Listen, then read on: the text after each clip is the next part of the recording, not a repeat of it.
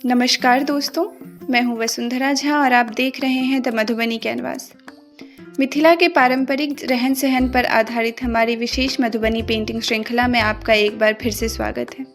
पहले भाग में हमने किसान और कृषि जीवन की एक झलक देखी थी। आज हम इस श्रृंखला के दूसरे भाग में मिथिला की पारंपरिक रसोई की ओर बढ़ रहे हैं। किसी भी समाज की संस्कृति को यदि समझना हो तो उसके भोजन और रसोई की परंपराओं को समझना बहुत जरूरी होता है। मिथिला की रसोई केवल भोजन बनाने का स्थान नहीं थी, बल्कि परिवार, प्रेम और संस्कारों का केंद्र भी थी। पुराने समय में अधिकांश घरों में मिट्टी के चूल्हे का उपयोग किया जाता था। लकड़ियों और उपलों की धीमी आंच पर बनने वाले भोजन का स्वाद ही अलग होता था।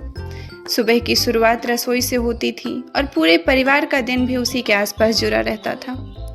मिथिला की महिलाएं केवल भोजन नहीं बनाती थी, बल्कि परिवार की परंपराओं और स्वाद को भी एक पीढ़ी से दूसरी पीढ़ी तक पहुंचाती थी।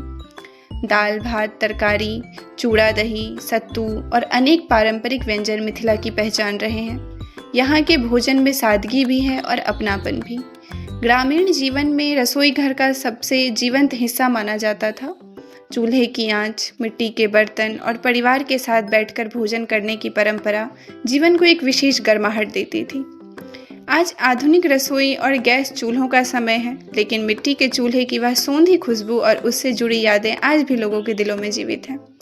इसी पारंपरिक जीवन की एक झलक को मैंने इस मधुबनी पेंटिंग में चित्रित करने का प्रयास किया है।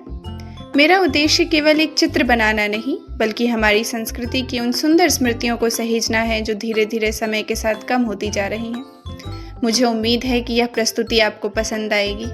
कमेंट करके ज़रूर बताइए कि आपके घर में या आपके दादा दादी के समय की रसोई से जुड़ी कौन सी याद आपको सबसे प्रिय है।